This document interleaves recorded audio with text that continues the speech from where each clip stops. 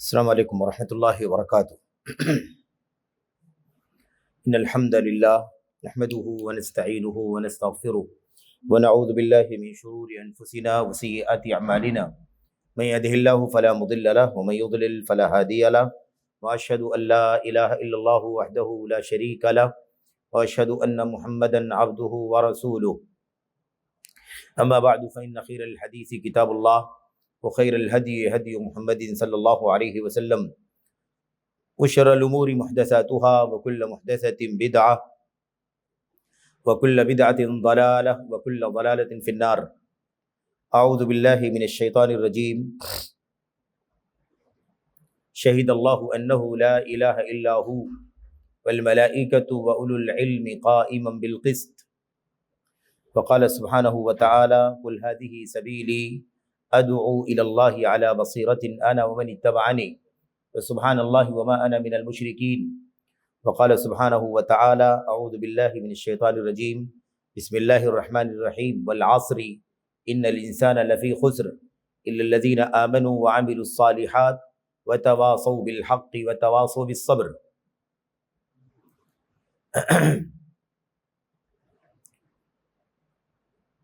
مسجد عالیہ اہل حدیث ساگوے تعلقہ راجا پور ضلع رتناگری مہاراشٹرا کے قابل احترام منتظمین، اراکین، ذمہ داران، اور اسی طرح سے ساگوے جو گاؤں ہے اس کی مقامی جمعیت کے قابل قدر منتظمین، اراکین، ذمہ داران، خصوصیت کے ساتھ یہاں کی مقامی جمعیت کے امیر برادر مکرم جناب ایاز شوکت قاضی حافظہ اللہ، دیگر ذمہ داران آج کی اس مجلس میں تشریف فرما، ہمارے معزز قافلے کے بزرگوں، خصوصیت کے ساتھ کھیڑ ضلع رتناگری میں جمعیت اور جماعت کا عظیم مشن تعلیمی دعوتی جو جاری ہے، مرکز الدعوت الاسلامیہ والخیریہ کے ناظم اعلیٰ اور اسی طرح سے ضلعی جمعیت اہل حدیث رتناگری کے ناظم اعلیٰ محترم جناب علاء الدین مقصود علاء الدین سین صاحب حافظہ اللہ، اسی طرح سے روشنی گروپ کے صدر محترم منور پٹھان صاحب جو روہا سے تشریف لائے ہیں، اسی طریقے سے کڑوئی ضلع رتناگری کے قابل قدر قابل احترام بزرگ اور شخصیت کے مالک جو انڈونیشیا میں رہتے ہیں، ہم سب کے بہت زیادہ موقر اور محترم جناب امتیاز موڈک صاحب، اور ایسے ہی ہمارے قافلے کے بہت ہی خاص اور جمعیت اور جماعت اور دعوت اور خاص طور پر جمعیت کی دعوتی تعلیمی سرگرمیوں کو سوشل میڈیا کے ذریعے سے ملک اور دنیا تک پہنچانے میں سب بہت ہی زیادہ سرگرم عمل اور فکر مند ہمارے برادر عزیز فضیلت الشیخ نصیر رحمانی حافظہ اللہ، اسی طریقے سے قافلے میں تشریف لائے ہوئے دیگر ہمارے احباب، بزرگوں، نوجوان ساتھیوں، عزیزوں، ساگوا بستی کے قابل احترام بزرگوں، یہاں کے علماء، فضلاء، دعات اور قابل احترام مائیں بہنیں، نوجوان ساتھیوں، عزیزوں، یہ میرے لیے شرف کی سعادت کی بات ہے کہ آپ کی اس بستی میں دوسری مرتبہ آنے کا شرف اللہ تبارک و تعالیٰ نے عطا فرمایا۔ اس سے کم و بیش 1 سال یا اس سے کچھ زائد عرصہ گزرا، آپ سے ملاقات ہوئی تھی، اسی طرح کے ایک دعوتی پروگرام کی مناسبت سے ہم اور آپ اکٹھا ہوئے تھے اللہ کے گھروں میں سے اس گھر میں، اور ہم نے آپ نے اللہ کے کلام کی آیات، اللہ کے نبی علیہ الصلوۃ والسلام کی سنت کی روشنی میں سلف صالحین حضرات صحابہ کرام اور ان کے نقش قدم پر چلنے والے ان کے سچے متبعین کی سیرت کی روشنی میں ہم نے آپ نے کچھ عبرت اور نصیحت کی باتیں کہی اور سنی تھی۔ اللہ سے دعا کریں کہ اللہ تبارک و تعالی ہم سبوں کی کوششوں کو جو تعلیم و تربیت اور ایسے ہی دعوت و ارشاد کے باب میں جاری ہیں، ہمارے بڑوں کی، ہمارے نوجوانوں کی اور گاؤں کے ذمہ داروں کی اور یہاں کے قابل احترام بزرگوں کی اور اسی ماؤں اور بہنوں کی، جوانوں کی، عزیزوں کی اللہ تبارک و تعالیٰ سبوں کی کوششوں کو شرف قبولیت عطا فرمائے، اور اللہ تعالیٰ تبارک و تعالیٰ ہم سب کو اپنے فضل و کرم سے اجر و ثواب سے نوازے، آمین یا رب العالمین۔ آج کی جو یہ مناسبت ہے وہ بھی ایک دعوتی سلسلے کی کڑی ہے جو آپ سے ملاقات یہاں پر ہو رہی ہے۔ اللہ تعالیٰ سے میں دعا کرتا ہوں کہ اللہ تعالیٰ مجھے اور آپ کو اس مجلس کا حصہ بنائے ہوئے ہے، تو اللہ تعالیٰ ہم سب کو اس سے استفادے کی توفیق عطا فرمائے، اور ہم اللہ کے کلام کی آیات کی روشنی میں، نبی کریم صلی اللہ علیہ وسلم کی سنتوں کی روشنی میں، سلف امت کی سیرت کی روشنی میں علم، تعلیم، تربیت، دعوت اور اس سلسلے کی کچھ باتیں سننے سمجھنے کی اور اس پر عمل کرنے کی توفیق عطا فرمائے، آمین یا رب العالمین۔ اللہ کے کلام کی جو آیت کریمہ آپ کے سامنے پڑھی گئی ہے، ایک سے زائد آیتیں جو پڑھی گئی ہیں، ان آیتوں میں اللہ تبارک و تعالیٰ نے علم کا تذکرہ فرمایا ہے، علم کا تذکرہ، اور ایسے ہی علم کی روشنی میں اللہ تبارک و تعالیٰ کے بندوں کو اللہ کی دین کی طرف بلانے اور اللہ تبارک و تعالیٰ کے بندوں تک اللہ کا دین پہنچانے کا تذکرہ فرمایا ہے۔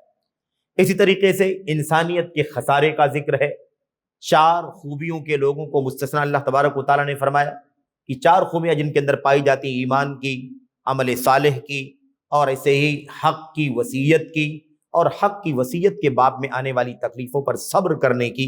ان 4 خوبیوں کے جو لوگ ہیں وہ خسارے سے، نقصان سے، دیوالیے سے باہر ہیں، بلکہ وہ نفع میں ہیں، فائدے میں ہیں، خیر میں ہیں، بھلائی میں ہیں۔ یہ آیتیں کیا ہیں، ان کا ترجمہ اور ان کا معنی ہم مختصر طور پر آپ کے سامنے پیش کریں گے، اور اللہ سے دعا کریں گے کہ اللہ تعالیٰ ہمیں اور آپ کو اس کی روشنی میں تعلیم و تربیت کا مشن، دعوت کا مشن، اور اس سلسلے میں ہماری اپنی ذمہ داریاں کیا ہیں اسے سمجھنے کی توفیق عطا فرمائے۔ اللہ تعالیٰ ہمیں اور آپ کو اس باب میں ہمت کی، حوصلے کی، فکر بندی کی، احساس ذمہ داری کی توفیق عطا فرمائے، اور اس راہ میں اگر حوصلہ موجود ہے، ذمہ داریوں کا احساس بھی ہے، تو بعض ایسی چیزیں جن کی طرف توجہ خصوصی طور پر دینے کی ضرورت ہے، اور اس میں اصلاح اور مزید سدھار لانے کی، بڑھوتری پیدا کرنے کی ضرورت ہے۔ اللہ تبارک و تعالیٰ ان باتوں کو ہمیں آپ کے سامنے پیش کرنا ہے، کہنے والے کو اللہ تبارک و تعالیٰ اور پھر تمام سننے والوں کو اس پر عمل کرنے کی توفیق عطا فرمائے، آمین رب العالمین۔ قرآن کریم کی جو آیت کریمہ آپ کے سامنے پڑھی گئی ہے، اس آیت کریمہ میں اللہ نے فرمایا شروع میں، شہد اللہ انہ لا الہ الا ہو والملائکۃ واولو العلم قائما بالقسط۔ اللہ تبارک و تعالیٰ فرماتا ہے کہ اللہ تعالیٰ گواہی دیتا ہے اس بات کی کہ اللہ کے سوا کوئی سچا معبود نہیں ہے، سچا عبادت کے قابل صرف اللہ تبارک و تعالیٰ ہے۔ اس بات کی گواہی خود اللہ تبارک و تعالیٰ دیتا ہے، اور پھر اللہ کی مخلوق میں، اللہ کے بندوں میں اس کی گواہی فرشتے دیتے ہیں، والملائکہ، فرشتے اس کی گواہی دیتے ہیں۔ تو اللہ کی توحید کی گواہی خود اللہ، اور پھر اللہ کے فرشتے، والملائکہ واولو العلم قائما بالقسط، اور فرشتوں کے ساتھ اللہ تبارک و تعالیٰ نے کن کا ذکر فرمایا؟ علم والوں کا، کہ اللہ کی توحید کی گواہی علم والے دیتے ہیں۔ تو اللہ کی توحید کی گواہی میں اللہ تبارک و تعالیٰ نے اپنا ذکر سب سے پہلے، اور پھر اپنے فرشتوں کا، مقرب فرشتوں کا، اور پھر اگر کوئی اس کے قابل ہے، اس کے لائق ہے، اور اس کا مستحق ہے کہ اس کا ذکر کیا جائے کہ وہ اللہ کی توحید کی گواہی دیتا ہے، تو وہ علم والے ہیں۔ کون لوگ ہیں؟ علم والے، علماء ہیں، علم والے ہیں جو اللہ کی توحید کی گواہی دیتے ہیں۔ اب آیت کریمہ میں یہ بات ثابت ہوتی ہے کہ اللہ کی توحید کی گواہی کون دیتا ہے؟ جو اللہ تبارک و تعالیٰ کی توحید کا علم رکھتا ہے، اللہ تبارک و تعالیٰ کے دین کا علم رکھتا ہے، اللہ تعالیٰ کا دین ڈھلا ہوا ہے، اللہ کی کتاب قرآن کریم کے اندر، اللہ کے نبی محمد الرسول اللہ صلی اللہ علیہ وسلم کی سنتوں کے اندر، اور اللہ کی کتاب کو، نبی کی سنتوں کو جن آنکھوں نے سب سے پہلے اترتے ہوئے، بیان ہوتے ہوئے دیکھا، اور جن کانوں نے سنا، اور جن لوگوں نے اسے سن کر کے، سمجھ کر کے اور دیکھ کر کے اسے عمل میں لا کر کے برتا، اور اسے پوری امانت داری کے ساتھ، دیانت داری کے ساتھ اور پوری ذمہ داری کے ساتھ اسے محفوظ کیا اور اسے اگلوں تک پہنچایا، وہ اللہ کے نبی صلی اللہ علیہ وسلم کے صحابہ کرام ہیں۔ اب ہمیں یہ بہت اچھی طرح سے جاننے کی ضرورت ہے کہ اللہ تبارک و تعالیٰ کی توحید کی گواہی علم والے دیتے ہیں. ہمیں چاہیے کہ ہم اللہ کی توحید کا علم حاصل کریں، اللہ کی توحید کو سمجھیں، اس کی ربوبیت کو، الوہیت کو، اسماء و صفات کو، اس کی ربوبیت کے دلائل کو، الوہیت کے دلائل کو، اسماء و صفات کے دلائل کو سمجھیں. اس ربوبیت کے خلاف کیا کیا ہے اسے بھی جانیں، الوہیت کے خلاف جو کچھ ہے اسے بھی جانیں، اور اسماء و صفات کے باب میں جو بہت ساری گمراہیاں ہیں اسے بھی سمجھیں. یہ علم کی لسٹ میں سب سے اوپر پہلے نمبر پر جو علم ہے یہ وہی علم ہے جس کا تذکرہ آپ کے سامنے اس آیت کریمہ کے اندر اللہ تبارک و تعالیٰ نے فرمایا. اب سوال یہ پیدا ہوتا ہے کہ علم حاصل کرنے کے باب میں ہم کتنے سنجیدہ ہیں. اللہ کی توحید کا علم حاصل کریں گے، اللہ کی توحید جانیں گے تو گواہی دیں گے. اللہ کی توحید کا علم ہوگا تب تو صحیح معنوں میں سچ مچ ہم گواہی دیں گے. میرے بھائیوں، اگر کوئی ہماری پنچایتوں میں ہمارے کسی کاغذ میں کسی ڈاکومنٹ پر آ کر کے کوئی ہم سے بحیثیت وٹنس اور سائن لیتا ہے تو ہم کیا کہتے ہیں؟ ہمیں نہیں معلوم کس بات پر آپ سائن لے رہے ہیں، کس بات پر ہمیں گواہ بنا رہے ہیں. ہمیں علم ہونا چاہیے کہ وہ مضمون کیا ہے، واقعہ کیا ہے، حقیقت کیا ہے، ڈیل کیا ہے. ایک مثال ہے چھوٹی سی کہ دنیوی کسی چھوٹے سے چھوٹے معاملے پر ہم گواہ بننے کے لیے اس وقت تک تیار نہیں ہوتے جب تک کہ ہمیں گواہی کا مضمون معلوم نہ ہو، اس کا علم ہمیں اچھی طرح سے نہ ہو. میرے بھائیو سوچیں کہ اللہ تبارک و تعالیٰ کی گواہی ہم دیتے ہیں نا، اشہد ان لا الہ الا اللہ واشہد ان محمد رسول اللہ. ہم کہتے ضرور ہیں، گواہی دیتا ہوں میں اللہ تبارک و تعالیٰ کے سوا کوئی سچا معبود نہیں ہے اور محمد اللہ کے رسول ہیں صلی اللہ علیہ وسلم. سوال یہ پیدا ہوتا ہے کہ کیا صحیح معنوں میں اللہ تبارک و تعالیٰ کی گواہی کا علم ہمیں ہے؟ کتنے سارے لوگ ہیں گواہی زبان سے دیتے ہیں لیکن عمل سے اس گواہی کے خلاف کام کرتے، یا عمل سے اس گواہی کا تقاضا پورا نہیں کرتے. یہ بہت بنیادی مسئلہ ہے کہ علم کے بغیر گواہی معتبر نہیں ہوتی، اور اگر کوئی گواہی دے دے اور پھر اس کے بعد اس گواہی کے خلاف عمل کرے، عملی طور پر سرگرم رہے، تو اس کا مطلب ہے کہ جھوٹا ہے. گواہی دینے میں کیا ہے؟ وہ جھوٹا ہے. تو گواہی کیسی ہونی چاہیے؟ قائما بالقسط، عدل کے ساتھ، سچائی کے ساتھ، انصاف کے ساتھ گواہی ہونی چاہیے. عدل پر مشتمل سچی گواہی، معتبر گواہی ہونی چاہیے. تو اس وقت تک کسی کی گواہی توحید کی درست نہیں ہوگی جب تک کہ وہ صحیح معنوں میں توحید کا علم رکھنے والا نہ ہو، اور پھر اس علم کے ساتھ ساتھ اسے اسی کے تقاضے کے مطابق عمل کرنا ہوگا، اسی کے مطابق عمل کر کے دکھانا ہوگا. اور اسی لیے اللہ تبارک و تعالیٰ نے فرمایا قائما بالقسط. تو اللہ کے کلام کی اس آیت کریمہ میں علم والوں کا تذکرہ ہے، علماء کا تذکرہ ہے. وہ اولو العلم کہا، اہل العلم کے معنی میں ہے، اصحاب العلم کے معنی میں ہے. اس لیے ہمیں چاہیے کہ ہم سمجھیں آیت کریمہ میں علم والوں کا خصوصی تذکرہ کیا گیا.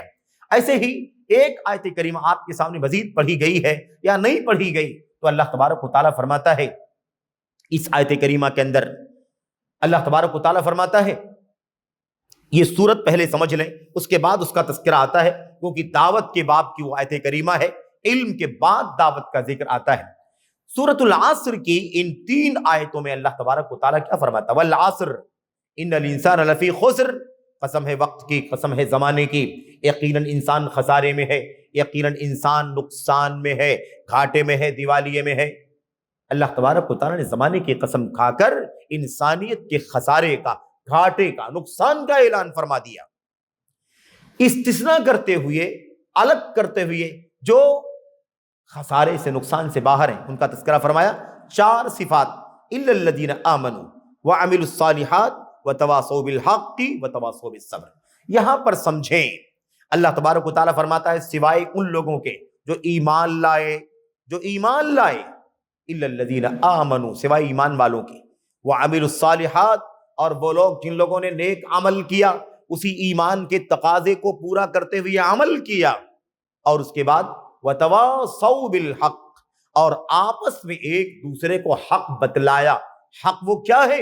حق وہی پہلا ٹکڑا، الا الذین آمنوا، ایمان یہ حق ہے، توحید یہ حق ہے، اللہ تبارک و تعالیٰ برحق ہے، اللہ کے نبی برحق ہیں، اللہ کے فرشتے برحق ہیں، جنت اور جہنم برحق، جیسا کہ اللہ تبارک و تعالیٰ، اللہ کے نبی علیہ الصلوۃ والسلام نے اپنی حدیث میں یہ بات بیان فرمائی ہے.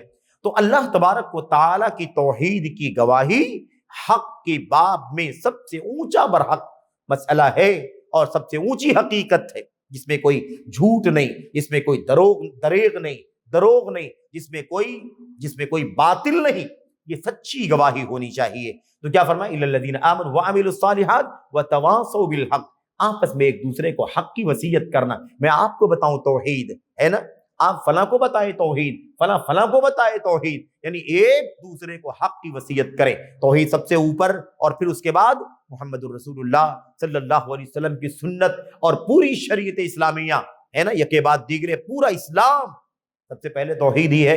یاد رکھو، پہلے نماز نہیں ہے، پہلے روزہ نہیں ہے، پہلے حج و زکوٰۃ نہیں ہے، پہلے صدقات و خیرات نہیں ہے، سب سے پہلے کیا ہے؟ سب سے پہلے جس بات کی وصیت کرنی ہے، دعوت دینی ہے، تعلیم دینی ہے، تلقین کرنی ہے اور لوگوں کو اس کی طرف آمادہ کرنا ہے، بلانا ہے، وہ کیا ہے؟ وہ اللہ تبارک و تعالیٰ کی توحید ہے۔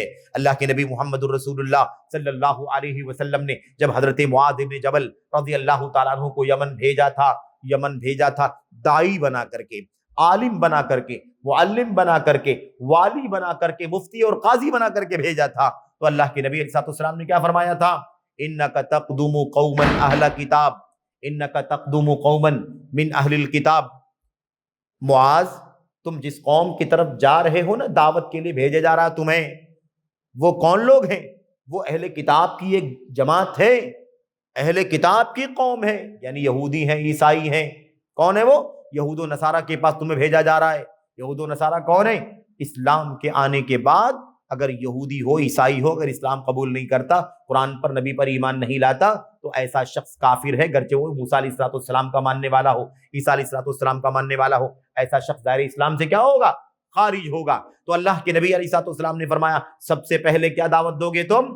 ان یہودیوں کو، عیسائیوں کو فَلْيَكُنْ أَوَّلَ مَا تَدْعُوهُمْ إِلَيْهِ شَهَادَةُ أَن لَا إِلَهَ إِلَّا اللَّهُ، سب سے پہلے جس بات کی تم اس قوم کو دعوت دو گے، یہود و نصارہ کو، اہل کتاب کو، وہ کیا ہونی چاہیے؟ شہادۃ ان لا الہ الا اللہ، اس بات کی گواہی کی دعوت دینا کہ اللہ کے سوا کوئی سچا عبادت کے قابل نہیں۔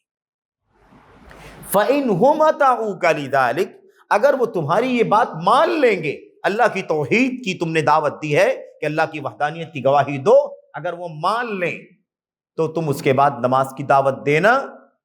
فَأَعْلِمْهُمْ أَنَّ اللَّهَ افْتَرَضَ عَلَيْهِمْ 5 صَلَوَاتٍ فِي كُلِّ يَوْمٍ وَلَيْلَةٍ، تب تم انہیں بتانا کہ اللہ تبارک و تعالیٰ نے دن اور رات میں 5 وقت کی نمازیں فرض کی ہیں۔ فَإِنْ أَطَاعُوكَ لِذَلِكَ، اگر پھر وہ بات بھی تمہاری مان لیں گے تو تم انہیں بتلانا أَنَّ اللَّهَ افترض علیہم صدقۃ تؤخذ من اغنیائہم فترد الی فقرائہم، تب تم انہیں بتلانا کہ اللہ تبارک و تعالیٰ نے تمہارے مالوں میں زکوٰۃ فرض کی ہے، جو تمہارے مالداروں سے لی جائے گی اور تمہارے فقیروں میں اسے تقسیم کر دیا جائے گا۔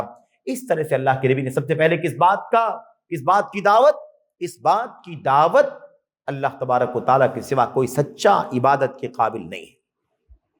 دعوتیں بہت ساری میرے بھائیوں، دعوتیں ہمارے بہت سارے بھائی دیتے ہیں، تبلیغ کا، دعوت کا کام کرتے ہیں، ان کے پاس ہمت ہے، ان کے پاس حوصلہ ہے، فکر مندی ہے، لیکن سب سے بڑی مشکل کیا ہے کہ وہ توحید کا علم رکھتے نہیں صحیح معنوں میں، اور جب علم نہیں رکھتے تو بلانا بھی مشکل ہے، اور اگر بلانے کے لیے بھی وہ کوشش کرتے ہیں تو اللہ کی توحید کی دعوت دینے سے پہلے صلاۃ کی دعوت، زکوٰۃ کی دعوت، روزے کی دعوت ہے کہ نہیں، اور دیگر نیکیوں کی، خیر کے کاموں کی دعوت دیتے ہیں۔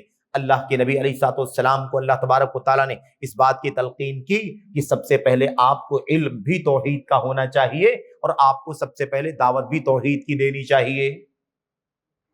فَاعْلَمْ أَنَّهُ لَا إِلَٰهَ إِلَّا اللَّهُ وَاسْتَغْفِرْ لِذَنبِكَ وَلِلْمُؤْمِنِينَ وَالْمُؤْمِنَاتِ، اے نبی صلی اللہ علیہ وسلم، آپ جانیے، آپ علم حاصل کیجئے، آپ کو اس بات کا علم ہونا چاہیے کہ اللہ کے سوا کوئی سچا عبادت کے قابل نہیں ہے، یہ آپ کو علم ہونا چاہیے۔ آپ سوچئے توحید کا علم کس کو سب سے پہلے ہونا چاہیے؟ خود نبی کریم صلی اللہ علیہ وسلم، اللہ کے نبی صلی اللہ علیہ وسلم کو توحید کا علم ہونا چاہیے۔ اللہ تعالیٰ اپنے نبی کو حکم دیتا ہے کہ آپ جانیں کہ اللہ کے سوا سچا کوئی عبادت کے قابل نہیں ہے، اور اس کے بعد عمل کا حکم آ رہا ہے، کس بات کا؟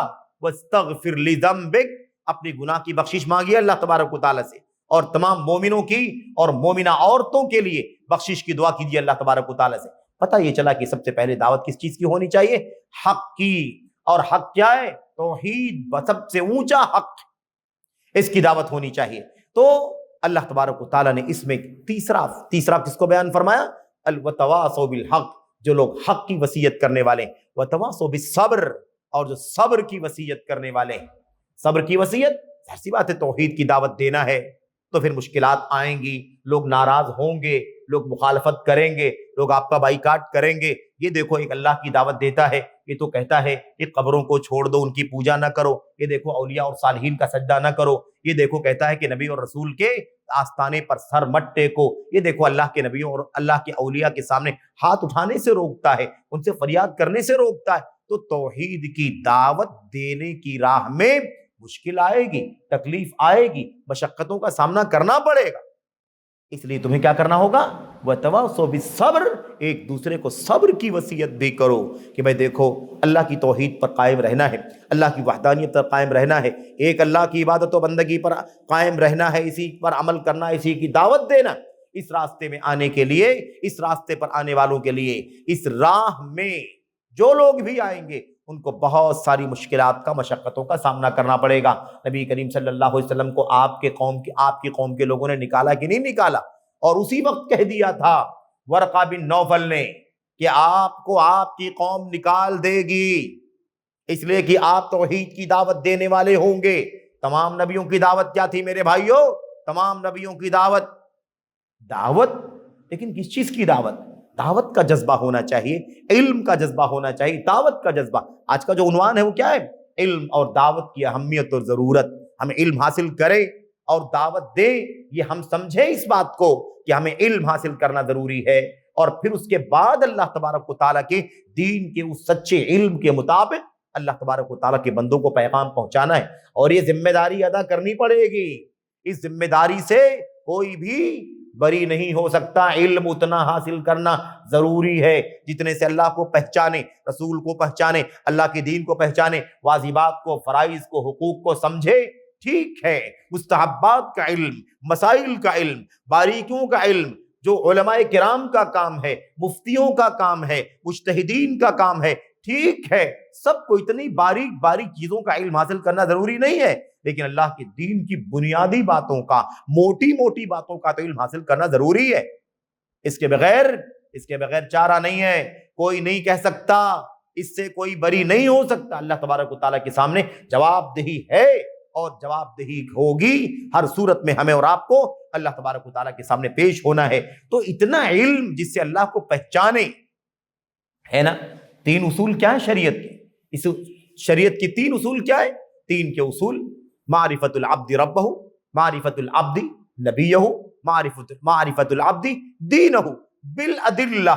دلیلوں کے ساتھ بندہ اپنے رب کو پہچانے، دلیلوں کے ساتھ بندہ اپنے نبی کو پہچانے، دلیلوں کے ساتھ بندہ اپنے دین کو پہچانے۔ اس کا دین کیا ہے، اس کا نبی کون ہے، اور اس کا رب، اس کا معبود حقیقی کون ہے، اس کا علم ہر آدمی کو حاصل کرنا ضروری ہے۔ میرے بھائیوں، آج علم حاصل کرنے کے باب میں جب ہم باتیں کرتے ہیں، علم حاصل کرنے کے باب میں یہ چار باتیں جو اس صورت میں آئی ہوئی ہیں نا، اور اس صورت بڑی عظیم ہے، بڑی عظیم الشان صورت ہے یہ، اور اللہ کا پورا کلام عظیم ہے، اس لیے کہ اللہ باعظمت ہے، اللہ باعظمت، اللہ ہے، اللہ عظیم و برتر کا کلام عظمت والا ہے۔ اللہ تبارک و تعالیٰ نے اس صورت میں جو بہت ہی مختصر اور جامع انداز میں چار اہم باتوں کا ذکر فرمایا ہے، اسی بات کو اتنی جامع انداز میں بیان کرنے کے لیے حضرت امام شافعی رحمۃ اللہ علیہ اس صورت کے بارے میں کیا کہتے ہیں؟ لو ما انزل اللہ علی عبادہ الا هذه السورہ لکفتہم، اگر اللہ تبارک و تعالیٰ نے اپنے بندوں پر صرف اس صورت کو اتار دیا ہوتا تو تنہا یہ صورت اس کے بندوں کے لیے کافی ہوتی۔ اس کا معنی سمجھنے میں غلط فہمی بھی نہیں ہونی چاہیے، اس کا مطلب یہ نہیں کہ پورا قرآن ضروری نہیں ہے، پورے قرآن کی کوئی ضرورت نہیں ہے، ایک سورت کافی ہے، یہ معنی نہیں ہے اس کا۔ اس کا معنی کیا ہے؟ جو مضمون اس سورت کا ہے، جو مضمون، جو بات اور جو پیغام اس سورت کے اندر اللہ تبارک و تعالیٰ دے رہا ہے، بیان کر رہا ہے، یہ مضمون بیان کرنے کے لیے اللہ کے کلام کی یہ چھوٹی صورت کافی ہے، اس معنی کی اگر اور آیتیں نہ بھی ہوتی تو اللہ تعالیٰ کا کلام، اتنا یہ کلام ایک صورت کیا ہو جاتی، کافی ہو جاتی۔ تو جو مضمون ہے انسان خسارے میں ہے، اور 4 صفات جس کے اندر پائی جائیں گی وہ خسارے سے باہر ہوگا۔ اس مضمون کو بیان کرنے کے لیے یہ سورت العصر کیا ہے، کافی ہے۔ اسے اور کوئی سورت، کوئی آیت اگر نہ بھی بیان کرے تو یہ ایک سورت ہی اس مضمون کو بیان کرنے کے لیے کافی شافی ہے۔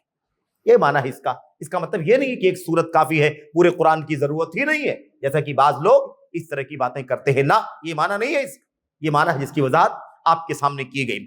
اب میں آپ کے سامنے صرف اور صرف 2 باتیں بنیادی طور پر عرض کرنا چاہتا ہوں آج کے اس درس میں یا آج کے اس محاضرے میں۔ دیکھیں، ایمان، عمل صالح، حق کی وصیت اور حق کی راہ میں آنے والی تکلیفوں پر صبر۔ وہ جو ایمان ہے نا، ایمان، اس ایمان کو حاصل کرنے کے لیے علم کی ضرورت ہے، جیسا کہ یہ بات آ چکی ہے آپ کے سامنے۔ فَعْلَمْ أَنَّهُ لَا إِلَهَ إِلَّا اللَّهُ، آپ کو علم ہونا چاہیے۔ تمام نبیوں نے اپنی اپنی قوموں کو جو بات سب سے پہلے اللہ کی طرف سے پہنچائی وہ یہی بات تھی کہ اے لوگو، اللہ تبارک و تعالیٰ کی عبادت کرو، تمہارا اللہ کے سوا کوئی سچا معبود نہیں ہے۔ تو سب سے پہلے جو علم ہے اور سب سے پہلے جو علم ہم کو آپ کو حاصل کرنا چاہیے وہ کون سا علم ہے؟ وہ توحید کا علم ہے، اور توحید کا علم سیکھنا ہوگا، پڑھنا ہوگا۔ دنیا کا کوئی چھوٹا سے چھوٹا سبجیکٹ بھی بغیر پڑھے ہوئے حاصل نہیں ہوتا، بغیر پڑھانے والے معلم کے حاصل نہیں کوئی کر سکتا۔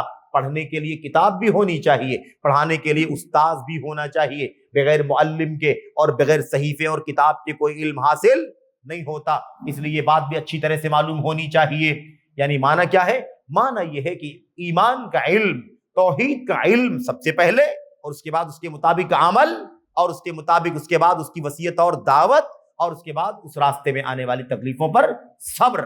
آئیے ذرا 2 باتوں پر آپ کے سامنے گفتگو کرنا چاہتا ہوں، خصوصی طور پر بقیہ باتیں مطلب ترغیب کے لیے آپ کے سامنے ذکر کر دی جائیں گی۔ سب سے پہلا مسئلہ کیا ہے؟ علم حاصل کرنے کا۔ ہمارے سماج کا کوئی چھوٹا طبقہ ہو، بڑا چھوٹوں کا طبقہ ہو، بڑوں کا طبقہ ہو، جوانوں کا طبقہ ہو، بچوں کا طبقہ ہو، عورتوں کا طبقہ ہو، بچیوں کا طبقہ ہو، ہے نا، بڑوں کا، بزرگوں کا طبقہ ہو، کاروباریوں کا ہو، ملازمت پیشہ لوگوں کا ہو، کوئی بھی ہو، سب کی ذمہ داری ہے کہ وہ کتاب اور سنت کے مطابق اپنے دین کی بنیادی باتوں کا علم حاصل کرے۔ علم حاصل کرنے کا سورس کیا ہے؟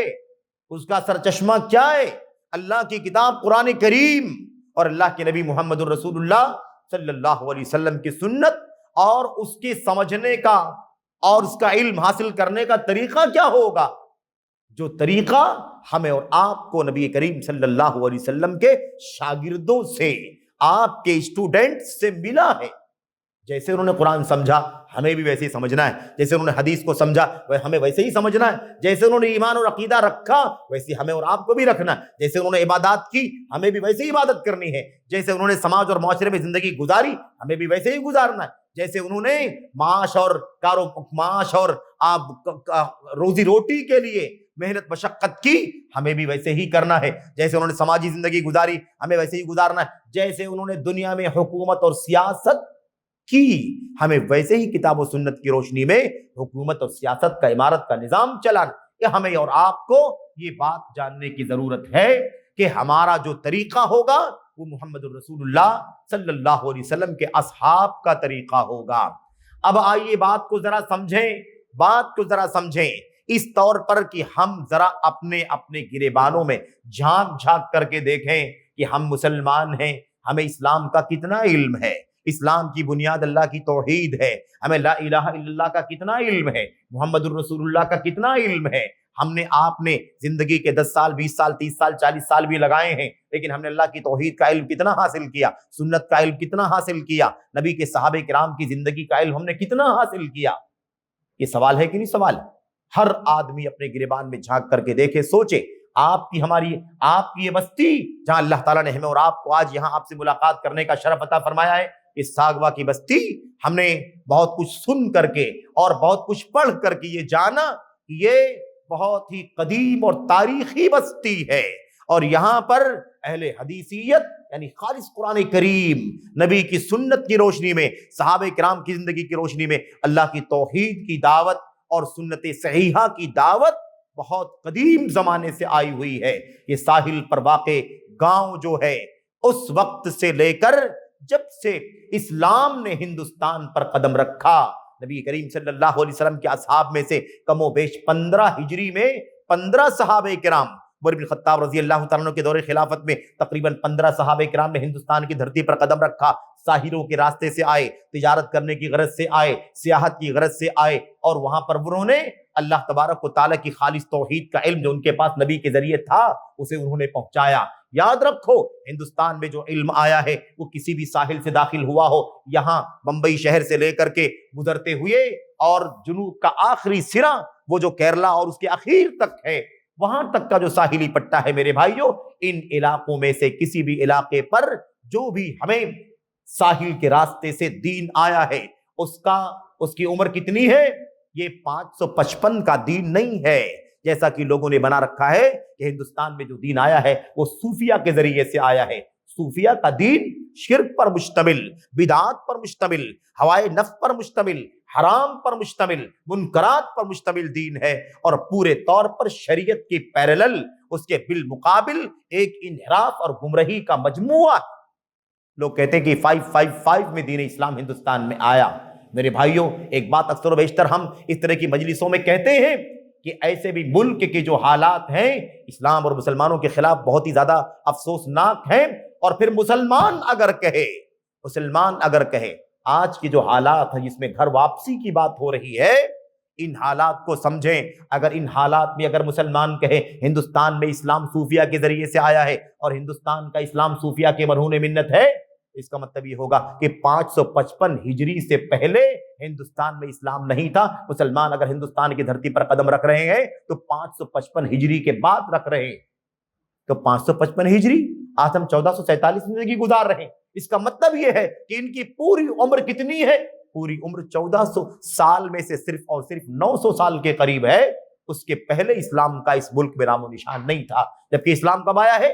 اسلام سن 15 ہجری میں امیر المومنین عمر بن خطاب رضی اللہ تعالیٰ عنہ کے دور خلافت میں، اور لمبی تاریخ ہے۔ عثمان غنی کے دور میں 11 صحابہ کرام آئے، اس حضرت علی بن ابی طالب کے دور میں بھی چند صحابہ کرام آئے، اور پھر خلافت بنو امیہ حضرت معاویہ بن ابی سفیان کے دور خلافت میں، دور حکومت میں، اور کچھ صحابہ ان کے بعد کے دور میں بھی اہل علم نے ان کی تفصیلات کتابوں میں لکھی ہے۔ اس کا یہ موقع نہیں ہے، اشارہ یہ کرنا ہے کہ یہ ساحل پر واقع گاؤں، یہاں پر جو علم آیا ہے، جو دین آیا ہے، وہ خالص توحید کا دین آیا ہے، خالص توحید کا، سنت کا دین آیا ہے۔ آپ کے لیے سعادت کی بات ہے، شرف کی بات ہے کہ اللہ نے آپ کو خالص توحید و سنت کا علم عطا فرمایا، دین عطا فرمایا۔ بگاڑ آتے ہیں، فسادات آتے ہیں، انحرافات آتے ہیں، لیکن وہ مشن جو توحید کا مشن ہے، جو مشن تو سنت کا مشن ہے، شرک اور کفر سے بیداری کا مشن ہے، بدعات سے، ہوائے نفس سے، اور اندھی تقلید سے، باپ دادوں کے طور طریقے سے، ریت روایت سے، اور میرے بھائیوں رسم و رواج سے جس انحراف کا تعلق ہے، اس کا مقابلہ کرنا توحید کے ذریعے سے، سنت کے ذریعے سے ضروری ہے۔ قرآن و سنت کا علم جب تک ہمارے پاس نہیں ہوگا، یاد رکھیں ہم خود بھٹک جائیں گے، بہک جائیں گے، ہمیں دنیا کی کوئی طاقت گمراہ ہونے سے نہیں روک سکتی۔ یہی علم ہے قرآن کا، سنت کا۔ اور قرآن و سنت کا علم کیا مطلب؟ ہم نے آپ سے ابھی عرض کیا کہ علم کے لیے کتاب اور صحیفہ بھی ضروری ہے، اور استاد بھی ضروری ہے۔ کتاب اور صحیفہ بھی پرفیکٹ ہونا ضروری ہے، اور معلم اور استاد بھی پرفیکٹ ہونا ضروری ہے۔ دونوں چیز ضروری ہے۔ کتاب ہے اگر اور معلم نہیں ہے، یا معلم برابر نہیں ہے، سچا علم حاصل نہیں ہو سکتا۔ اس لیے ضروری ہے کہ وہ علم خالص کتاب و سنت کے مرجع سے ملے، اور اس کے معلم سچے علماء ہو، علماء ہو اور معتبر علماء ہو، تب جا کر کے علم حاصل ہوگا۔ ایسا نہیں ہے کہ کتابیں لائبریری میں رکھی ہیں، آپ پڑھ لیں گے تو عالم ہو جائیں گے، کتابوں کا مطالعہ کر لیں گے تو آپ دائی ہو جائیں گے۔ کتابوں کا مطالعہ کرتے رہیں، مطمئن بیٹھے رہیں کہ میرے پاس تو کتاب ہے، میرے پاس تو دین کا علم ہے، یاد رکھو یہ سوچتے بھی رہو گے اور بھٹک جاؤ گے، بہک جاؤ گے، اور پتہ بھی نہیں چلے گا شیطان تمہیں کس راستے سے دین سے باہر نکال دے رہا ہے، تمہارے دین کو بگاڑ دے رہا ہے۔ نبی کریم صلی اللہ علیہ وسلم کے سامنے یہ مسئلہ آیا تھا، اور یہ بات میں اس لیے بیان کر رہا ہوں، علم ضروری ہے، اور علم حاصل کرنے کا طریقہ کیا ہوگا؟ کتاب و سنت، اور کتاب و سنت کے سچے علماء۔ آج بڑا انحراف چل رہا ہے، بڑا اتھل پتھل چل رہا ہے، لوگ الگ الگ نظریے پر دین کا علم حاصل کرنے کے لیے اپنے آپ کو روادار سمجھتے ہیں۔ یاد رکھنا، کتاب و سنت کا علم کتاب و سنت کے دستور کے مطابق حاصل کرنا ہوگا، تب انسان انحراف سے، ضلالت سے، گمراہی سے اپنے آپ کو بچا پائے گا، ورنہ بچا نہیں پائے گا۔ نبی کریم صلی اللہ علیہ وسلم، حدیث لمبی ہے، حضرت ابو امامہ باہلی رضی اللہ تعالیٰ عنہ کی روایت، تفصیل کے بجائے اختصار اشارہ، نبی کریم صلی اللہ علیہ وسلم نے فرمایا، ھذا اوان یختلس فیہ العلم، یہ تو وہ وقت چل رہا ہے جس میں علم جھپٹ لیا جائے، چھین لیا جائے گا، اچک لیا جائے گا۔ یعنی کیا مطلب؟ اب وقت قریب آ رہا ہے۔ اللہ کے نبی کیا فرما رہے ہیں؟ دھیرے دھیرے وقت قریب آ رہا ہے جب علم اٹھا لیا جائے گا، علم چھین لیا جائے گا۔ علم چھینے گا تو کیا ہوگا؟ جہالت آئے گی، جہالت آئے گی، جہالت آئے گی تو ضلالت آئے گی، گمراہی آئے گی۔ نبی کریم صلی اللہ علیہ وسلم نے بات کو بیان فرمایا۔ ایک صحابی موجود تھے، انہوں نے کہا اللہ کے نبی کیسے علم اٹھا لیا جائے گا؟ ھذا القرآن بیننا، یہ قرآن کریم ہمارے درمیان ہے، آپ کی سنت ہمارے بیچ میں ہے، ہم قرآن پڑھتے ہیں، پڑھاتے ہیں، اپنے بچوں کو سکھاتے ہیں، اپنی بیویوں کو سکھاتے ہیں، ہمارے بچے اپنے بچوں کو سکھائیں گے، یہ سلسلہ چل رہا ہے، تو آپ بتائیے اللہ کے نبی علم کیسے اٹھا لیا جائے گا؟ اللہ کے نبی نے فرمایا وَيْحَكُمْ، تعجب ہے تم پر، برا ہو تمہارا، سمجھتے نہیں؟ میں تو سمجھتا تھا کہ تم بہت سمجھدار ہو، تم سے زیادہ مدینے میں کوئی سمجھدار نہیں ہے، لیکن تم تو نہ سمجھ نکلے۔ یہ بتاؤ، اگر کتاب سے علم باقی رہتا، کتاب سے دین باقی رہتا، تو کیا یہودیوں کی تورات موجود ہے کہ نہیں موجود ہے؟ یہودیوں کی تورات موجود ہے، لائبریریوں میں رکھی ہوئی ہے کہ نہیں رکھی ہوئی ہے آج بھی؟ اور عیسائیوں کی انجیل ہے کہ نہیں ہے؟ ھذا التوراۃ والانجیل، یہ تورات یہودیوں کی، انجیل عیسائیوں کی موجود ہے، لیکن یہ بتاؤ کہ یہودیوں کا دین صحیح معنوں میں موجود ہے؟ عیسائیوں کا دین صحیح معنوں میں موجود ہے؟ تحریف ہو چکی ہے۔ اس لیے اللہ کے نبی نے کیا فرمایا؟ آپ علیہ الصلوۃ والسلام نے وہ جملہ بیان فرمایا، کیا فرمایا؟ آپ نے فرمایا انما العلم لمن حمل، اللہ کے نبی صلی اللہ علیہ وسلم نے فرمایا علم تو حقیقت میں اس وقت باقی رہے گا جب اس علم کے اٹھانے والے، یعنی اس کو سیکھنے والے موجود ہوں۔ حضرت عبداللہ بن عباس رضی اللہ تعالیٰ عنہ نے یہ بات کہی تھی، کیا کہی تھی؟ خذ العلم قبل ان یذهب، علم اٹھنے سے پہلے علم سیکھ لو، علم اٹھنے سے پہلے علم سیکھ لو۔ پھر آپ نے سمجھایا تھا، کیا فرمایا تھا؟ انما ذهاب العلم ذهاب حملته، علم کا اٹھنا علماء کا اٹھنا ہے۔ پتہ کیا چلا؟ علم ہے، کتاب موجود ہے، سورس موجود ہے، لیکن اس کے علماء موجود نہیں ہے، تو پھر کتابوں سے ہدایت نہیں مل سکتی، علم حاصل نہیں ہو سکتا۔ یہ عجیب و غریب مسئلہ ہے، عجیب و غریب مسئلہ ہے۔ حالات کیسے چل رہے ہیں؟ آدمی سیلف اسٹڈی کر رہا ہے، انگریزی جانتا انگریزی، اردو جانتا اردو، فارسی جانتا فارسی، بنگلہ جانتا ہے بنگلہ، ہے نا، اپنی اپنی زبان میں سیلف اسٹڈی، یہ کتاب وہ کتاب، یہ لٹریچر وہ لٹریچر، یہ فلاں فلاں پڑھ لیتا ہے، اور آدمی سمجھتا ہے میرے بھائیوں کہ ہمیں کیا ہو رہا ہے؟ دین کا علم حاصل ہو رہا ہے۔ بغیر استاذ کے اور بغیر مستند استاذ کے علم حاصل ہو سکتا ہے؟ یاد رکھیں، استاذ سچا نہیں ہوگا، برحق اور مستند نہیں ہوگا، علم حاصل نہیں ہو سکتا۔ یہ بات ہمیں اچھی طرح سے جاننے کی ضرورت ہے۔ نبی کریم صلی اللہ علیہ وسلم پوری انسانیت کے معلم تھے، پوری انسانیت کے معلم تھے۔ اللہ کے نبی نے علم پہنچایا، سکھایا۔ اللہ کے نبی صلی اللہ علیہ وسلم کی وفات ہو گئی، آپ کی حدیثیں صحابہ کرام کے پاس تھی۔ کوئی مصر چلا گیا، کوئی شام چلا گیا، کوئی کوفہ گیا، کوئی بصرہ گیا، لوگ مدینے سے نکل کر ادھر ادھر مختلف شہروں میں، ملکوں میں پھیل گئے۔ اب اللہ کے نبی کی حدیث سے ہی تو علم حاصل ہوگا، اللہ کے نبی نہیں ہے، لیکن حدیث ہی آپ کی بات ہے، آپ کا قول و فعل جو ہے اسی سے کیا ہوگا؟ علم حاصل ہوگا۔ علم حاصل کرنے کے بارے میں صرف میں 2 باتیں آپ کے سامنے ذکر کرنا چاہتا ہوں، اور اس کے بعد میں دعوت کے سلسلے میں آنا چاہتا ہوں، کچھ گفتگو کرنا۔ ہماری ذمہ داری کیا ہے میرے بھائی؟ ہماری ذمہ داری کیا ہے؟ ایک بات تو علم کے بارے میں یہ ہے کہ دیکھو، علم حاصل کرنے کے لیے، دین، صحیح دین اپنی زندگی میں باقی رکھنے کے لیے کیا ضروری ہے؟ ضروری ہے کہ مستند علماء کی سرپرستی میں، ان کی نگرانی میں، ان سے جڑ کر کے، ان سے مرتبط ہو کر کے علم حاصل کریں، مستقل بالذات نہ ہو جائیں، سیلف اسٹڈی کر کے کانفیڈنس نہ ہو جائے کہ میں تو سب پڑھتا ہوں سمجھتا ہوں. اس کے ذریعے سے انسان کہاں چلا جائے گا؟ گمراہی میں، ضلالت میں چلا جائے گا. اسی لیے بات لمبی ہے نا. ائمہ اربعہ میں سے حضرت امام ابو حنیفہ نے بھی یہی بات کہی، اور یہی بات امام شافعی نے بھی کہی، اور امام مالک نے تو کئی الفاظ میں کہی. کیا؟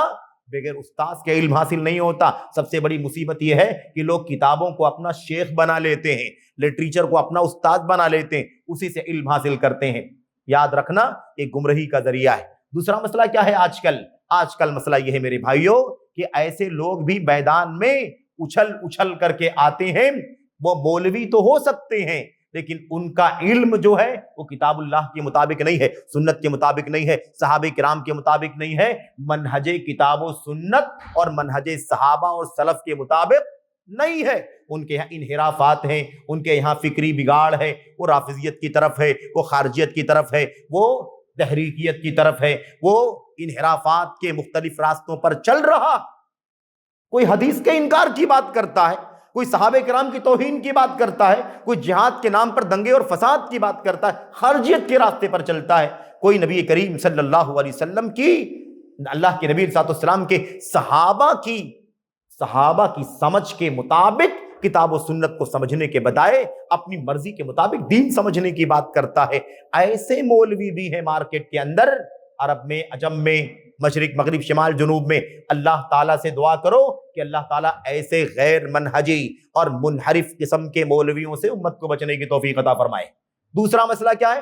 دوسرا مسئلہ یہ ہے میرے بھائیوں کہ ایسے بھی لوگ ہیں جن کا تعلق ہی علم سے نہیں، علم دین سے ان کا تعلق نہیں ہے، یعنی علماء نہیں ہے وہ، بلکہ ان کا تعلق کس سے ہے؟ دوسرے میدانوں سے ہے، دوسرے میدانوں سے علم حاصل، دوسرے میدانوں میں مہارت ہے، علم کی گہرائی ہے، ایکسپرٹ ہے آدمی، لیکن دین کا علم، عقیدے کا، سنت کا، منہج کا، ان تمام چیزوں کی معلومات جو ان کے پاس ہے وہ گہری نہیں ہے، وہ معمولی ہے، ہلکی ہے، اسٹڈی کے ذریعے سے، کچھ مطالعے کے ذریعے سے حاصل ہوتی ہے.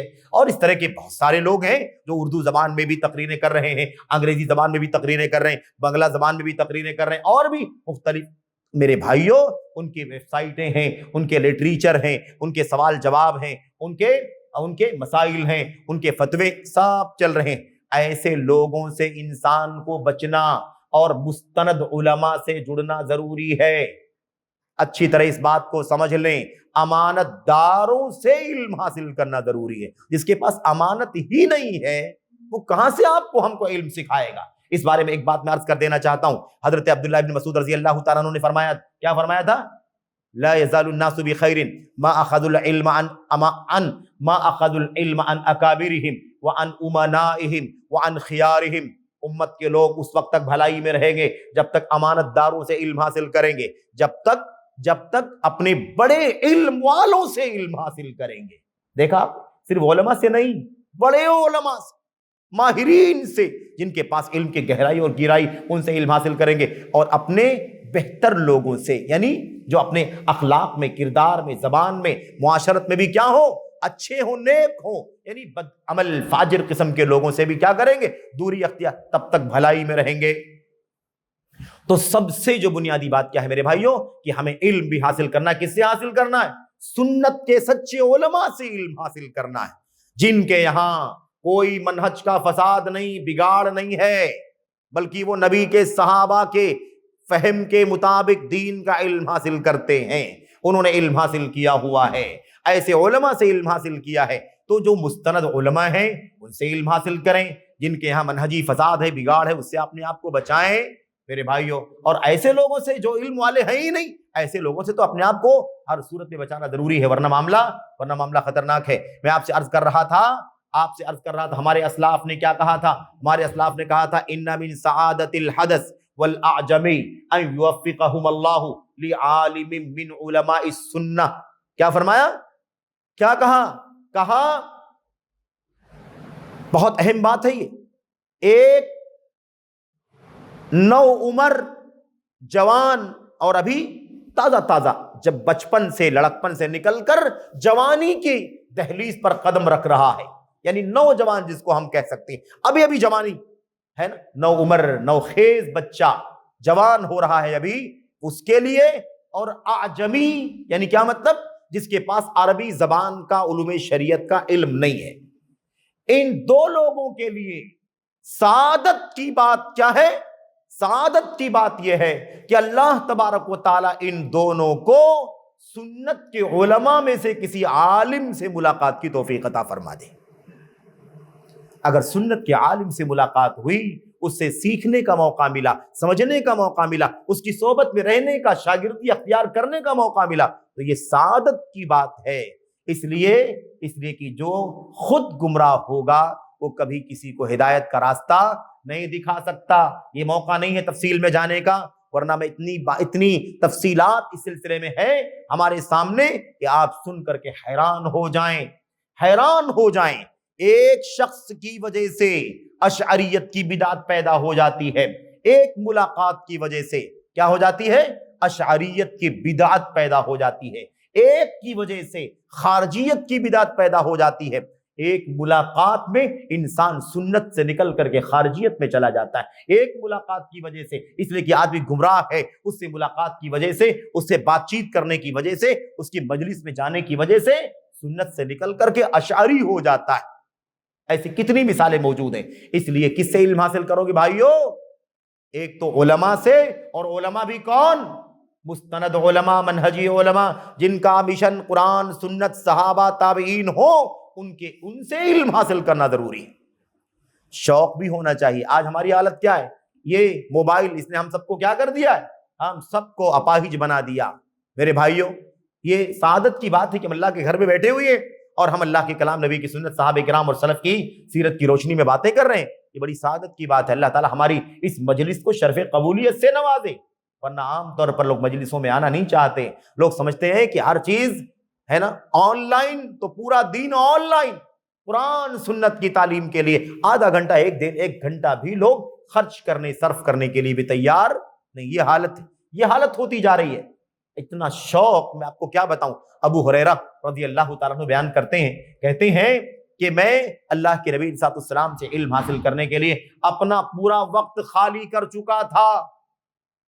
میرے جو مہاجر ساتھی تھے، مہاجر صحابہ کرام، وہ بازاروں میں کاروبار کرتے تھے، اس میں بزی رہتے تھے۔ میرے جو انصاری صحابہ کرام تھے نبی کے، ہمارے ساتھی، وہ لوگ کھیتی باڑی میں لگے رہتے تھے۔ لیکن میں ابو ہریرہ، میرے پاس نہ کاروبار کہ میں بزی رہوں اور نہ میرے پاس کھیتی باڑی کی بزی رہوں، اس لیے میں اللہ کے نبی علیہ الصلوۃ والسلام کے ساتھ لگا رہتا تھا لشبع بطنی، بس مجھے دنیا سے کچھ نہیں لینا تھا، بس ایک گھونٹ دو گھونٹ بھی، ایک لقمہ دو لقمہ بھی کھانے کے لیے میسر ہو جائے، پیٹ کیا ہو جائے؟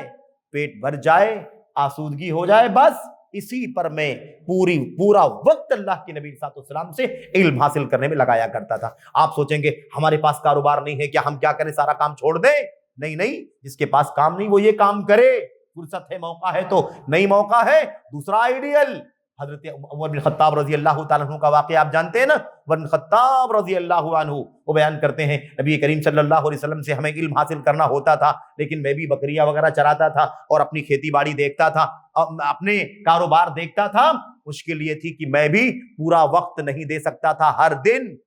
میں نے اپنے ایک انصاری ساتھی کے ساتھ طے کر لیا کہ ایک دن تم اللہ کے نبی کی خدمت میں حاضر ہو کر کے آپ کی حدیثوں کو سنو گے، علم حاصل کرو گے، اور شام کو مجھے بتلاؤ گے اللہ کے نبی نے کیا کیا بتلایا، اور میں اپنی بکریاں، تمہاری بکریاں، دونوں بکریوں کی نگرانی کروں گا۔ دوسرے دن میں اللہ کے نبی کی مجلس میں جاؤں گا اور تم میری اور اپنی دونوں کی بکریوں کی دیکھ ریکھ کرو گے، اور شام کو میں تمہیں بتلاؤں گا نبی کریم صلی اللہ علیہ وسلم نے کیا علم سکھایا ہے۔ اگر فل ٹائم نہیں ہے تو پارٹ ٹائم، تھوڑا وقت، آدھا گھنٹہ، ایک گھنٹہ۔ میرے بھائیو، ہم آج 6 گھنٹے 8 گھنٹے موبائل پر رہتے ہوں گے دن بھر میں، اس سے زیادہ بھی رہتے ہیں لوگ، لیکن کیا کوئی کہہ سکتا ہے کہ ہم نے آج 1 گھنٹے کی فلاں تقریر سنی، فلاں درس سنا، فلاں مسئلے مسائل سوال جواب کی مجلس کو سنا، اور ہم نے باقاعدہ 1 گھنٹہ علم حاصل کرنے کے لیے لگایا؟ کتنے افسوس کی بات۔ 24 گھنٹے چلے جاتے ہیں، دنیا کی بکواس میں ہمارا وقت چلا جاتا ہے، لیکن 1 گھنٹہ اللہ کا دین سیکھنے کے لیے نہیں گزار پاتے ہیں۔ فزیکلی حاضر ہونا مشکل ہے، تو کیا ہوا اگر ہم اس سے جڑے ہوئے ہیں تو 1 گھنٹہ مستند علماء سے علم حاصل کرنے کا موقع تو نکالنا چاہیے یا نہیں نکالنا چاہیے؟ آج علم اتنا آسان ہو گیا، یہاں پہنچ گیا، جیب کے اندر پہنچ گیا. اگر ہم اس کے شر سے بچیں اور اس کے خیر سے فائدہ اٹھانے کی کوشش کریں تو بہت کچھ علم حاصل ہم مستند علماء سے حاصل کر سکتے ہیں. ورنہ یہ غیر مستند لوگ جو میڈیا پر سب سے زیادہ اچھل کود کرتے ہیں، بہت زیادہ پاپولر ہوتے ہیں، میرے بھائیوں، ہم ان کے پیچھے، ان کی شہرت کے پیچھے کیا ہوتے ہیں؟ بہک جاتے ہیں. شہرت دیکھ کر کے ان کو اپنا استاد بنا لیتے ہیں. خبردار، سنت کے علماء سے اپنے آپ کو جوڑو اور علم مستند علماء سے حاصل کرو. میں آپ سے بھی عرض کرنا چاہتا ہوں کہ صحابہ کرام کس طرح سے علم حاصل کرنے کا شوق رکھتے تھے. میرے بھائیوں، بات لمبی ہے اور وقت مختصر ہے، میں ایک بات عرض کرنا چاہتا ہوں. آپ نے حضرت جابر بن عبداللہ کا نام سنا ہے؟ جابر بن عبداللہ انصاری، مشہور بڑے صحابہ کرام، مکثرین، 2000 سے زیادہ حدیثیں روایت کرنے والے صحابی. جابر بن عبداللہ رضی اللہ تعالیٰ عنہ کہتے ہیں مجھے ایک حدیث کی ضرورت تھی.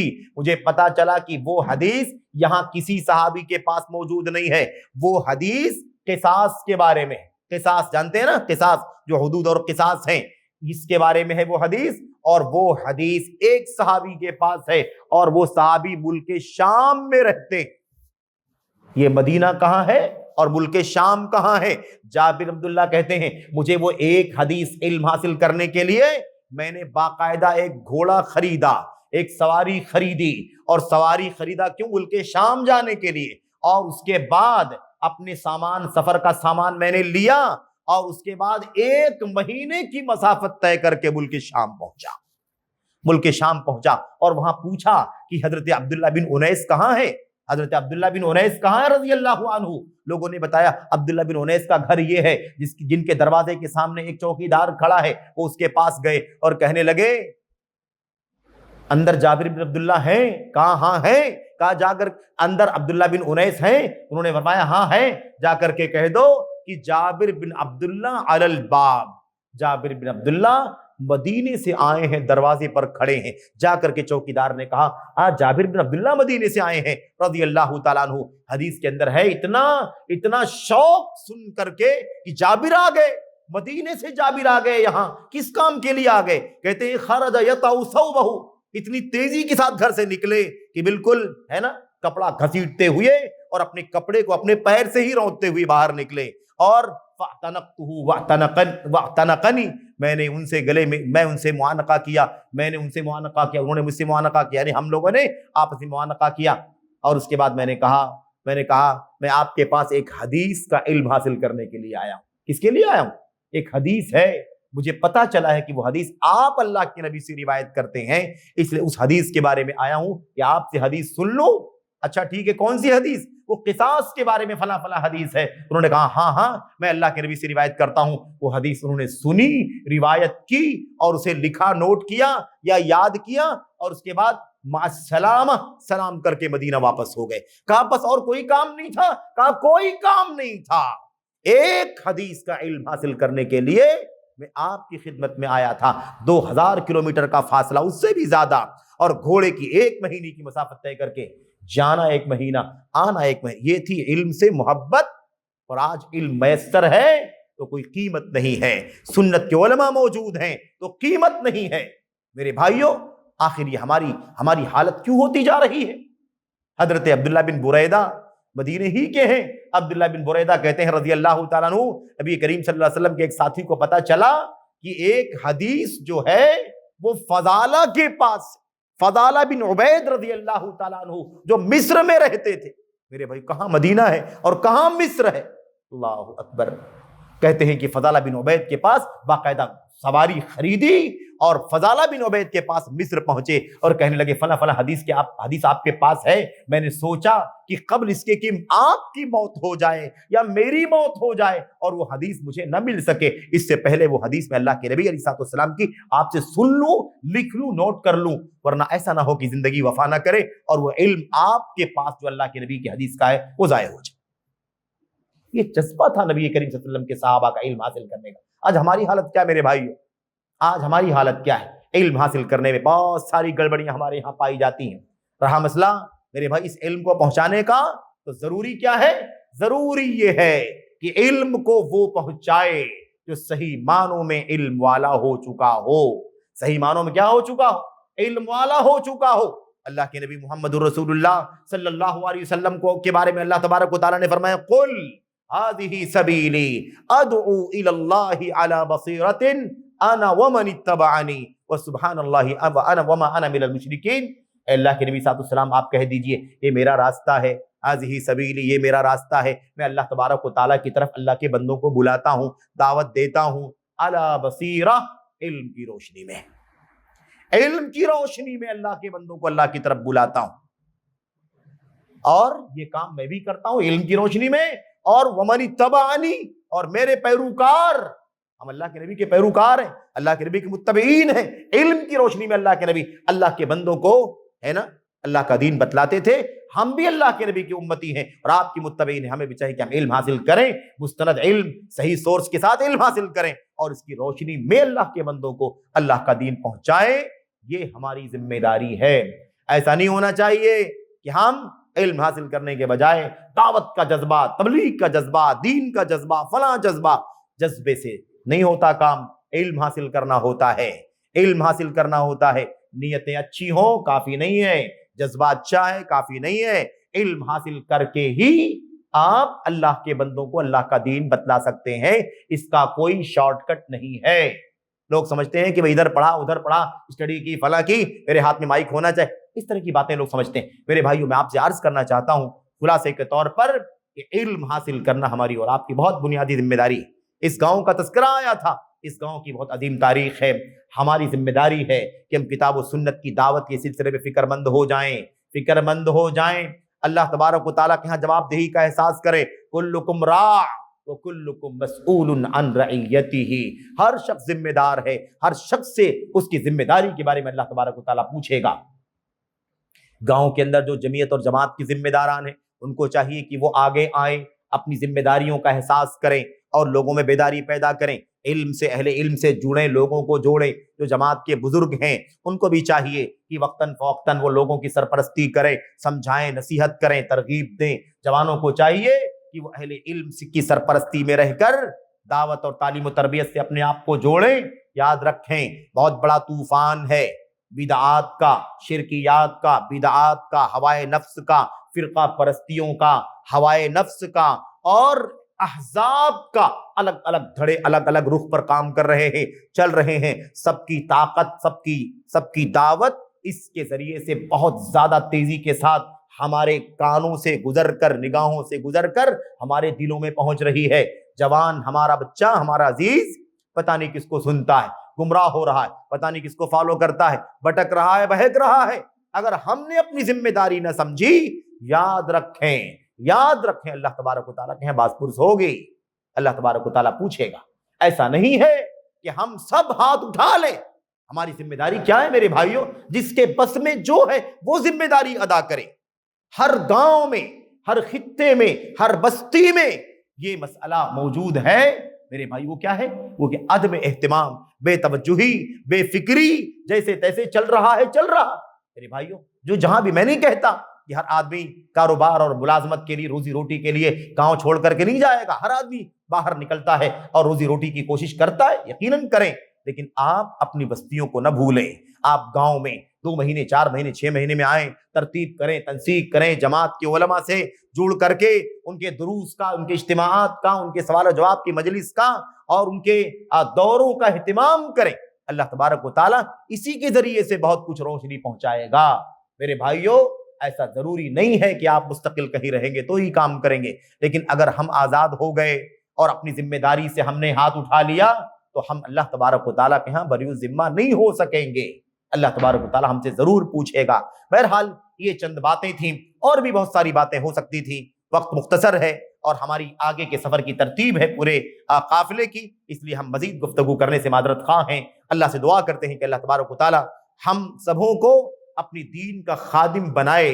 اللہ تعالیٰ ہمیں توحید کی، سنت کی دعوت کو آخری حد تک جتنا ہمیں کوشش کرنا ممکن ہے، اسے خود اپنے ذات میں، اپنے گھر والوں میں اور اپنے بال بچوں میں اور گاؤں میں، بستی میں، قوم میں، قبیلے میں اللہ تبارک و تعالیٰ پہنچانے کی کوشش کرنے کی توفیق عطا فرمائے، اور اللہ تعالیٰ ہماری کوششوں کو شرف قبولیت سے نوازے۔